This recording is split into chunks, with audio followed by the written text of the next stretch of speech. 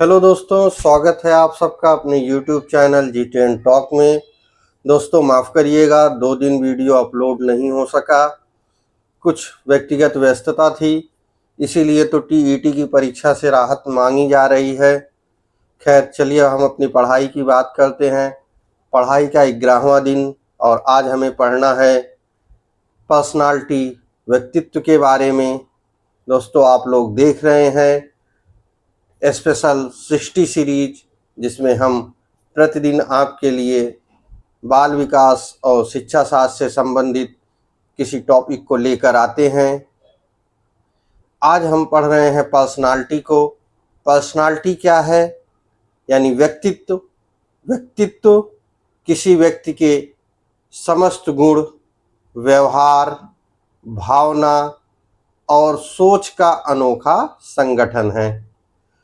व्यक्तित्व जन्मजात भी होते हैं, व्यक्तित्व अर्जित भी किए जाते हैं। शिक्षा में व्यक्तित्व का बड़ा ही महत्व है।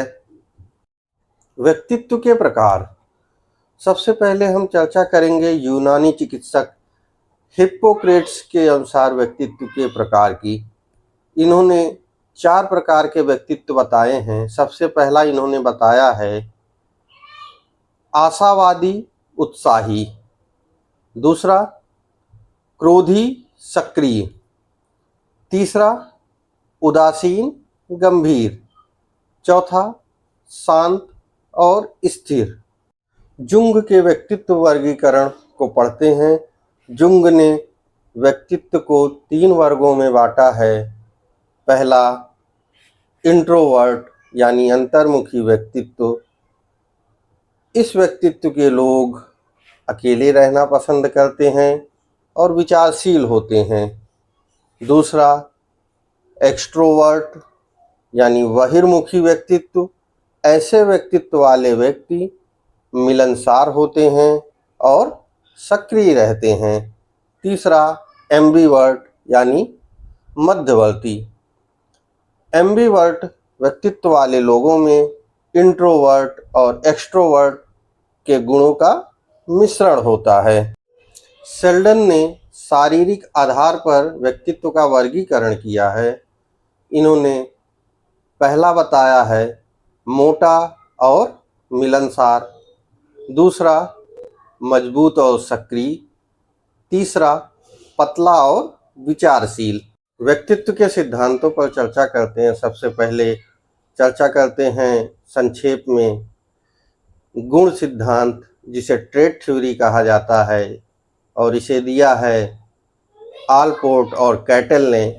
अगर नाम के उच्चारण में कोई गलती होती है तो उसे आप नज़रअंदाज करिएगा।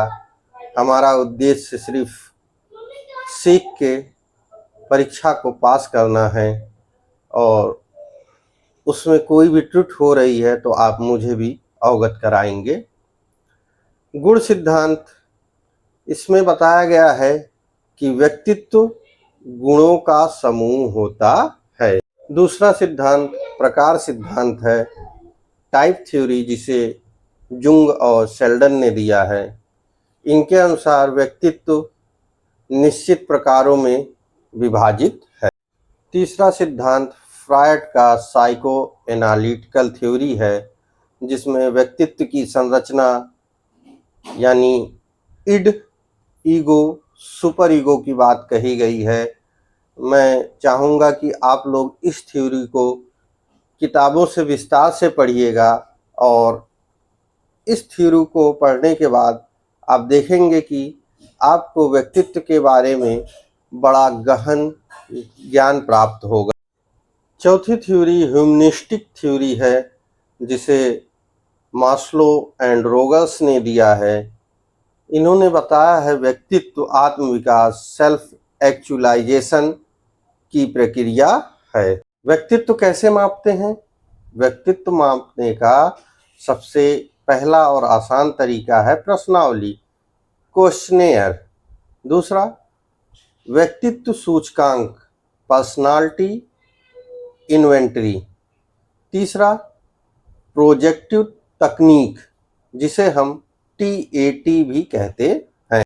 शिक्षा में व्यक्तित्व का क्या महत्व है। शिक्षक बच्चों के व्यक्तित्व को पहचान कर शिक्षण कार्य करे। अंतर्मुखी बच्चों को प्रोत्साहन, आत्मसम्मान दे। बहिर्मुखी बच्चों की ऊर्जा सही दिशा में ले जाएं। विद्यार्थियों को उनकी क्षमता पहचानने और आत्मविकास में मदद करें। आइए परीक्षा के संभावित प्रश्नों पर चर्चा कर लेते हैं। इंट्रोवर्ट, एक्सट्रोवर्ट का वर्गीकरण किसने किया है? इंट्रोवर्ट, एक्सट्रोवर्ट का वर्गीकरण जुंग ने किया है। इड, ईगो, सुपर ईगो किसके सिद्धांत से संबंधित हैं? Id, ego, super ego Freud के सिद्धांत से संबंधित हैं। फ्रायड के सिद्धांत का आप विस्तार पूर्वक अध्ययन कर लीजिएगा, इससे प्रायः प्रश्न आ ही जाते हैं। आत्मविकास, सेल्फ एक्चुअलाइजेशन का सिद्धांत किसने दिया है? आत्मविकास का सिद्धांत मास्लो ने दिया है। दोस्तों, आज हमने व्यक्तित्व, पर्सनालिटी की परिभाषा, प्रकार, सिद्धांत और शिक्षा में क्या महत्व है के बारे में विस्तार से पढ़ा है। इससे टीईटी की परीक्षा में अक्सर प्रश्न पूछ लिए जाते हैं। कल हम पढ़ेंगे अधिगम, लर्निंग के बारे में। अगर आप लोगों को मेरा वीडियो अच्छा लग रहा है तो लाइक, शेयर, सब्सक्राइब ज़रूर करिएगा। मिलते हैं कल अगले वीडियो में, तब तक के लिए बाय बाय।